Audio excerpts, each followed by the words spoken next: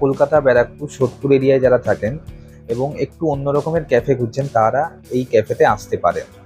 তো এটা শ্যামনগরের মথুরাপুর এরিয়ার কাছে কল্যাণী এক্সপ্রেসওয়ের একদম ওপরেই রয়েছে। ঢুকেই যেটা ভালো লাগবে, ভীষণ খোলামেলা জায়গাটা, এবং খোলামেলা হওয়ার জন্য এসি নেই।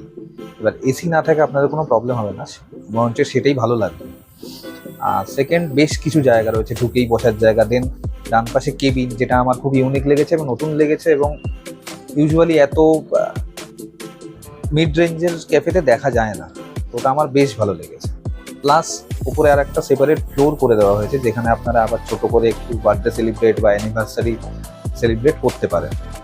প্লাস কালার কম্বিনেশনগুলো বা বিভিন্ন লাইটিং এমনভাবে দেওয়া হয়েছে, ছবি তুলতেও ভালো লাগবে, আপনার ছবিগুলো বেশ ভালো আসবে। আর খাবার দাবার কোয়ালিটি আমি নিজে পার্সোনালি কিছু খাইনি, কিন্তু একটা আন্দাজ পেয়েছি। তখন আমি চা অর্ডার দিয়েছিলাম, লিকার চা। আমি বলেছিলাম লিকার চা বানিয়ে দিতে, কম চিনি দিয়ে বানিয়ে দিতে। তো ঠিক যেরকম বলেছিলাম সেই রকমই বানিয়ে দিয়েছেন। তো এর থেকে আইডিয়া করা যায় যে হ্যাঁ, অ্যাটলিস্ট এইটুকু তো বলা যায় যে কাস্টমারদের ভ্যালু করে না। সেই হিসেবে খাবার অবভিয়াসলি ভালো হবে। দামও দেখলাম, দাম ঠিকঠাক।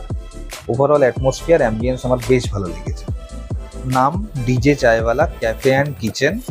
আরামসে চলে আসতে পারবেন বাইক বা গাড়িতে, কল্যাণী এক্সপ্রেসওয়ে দিয়ে।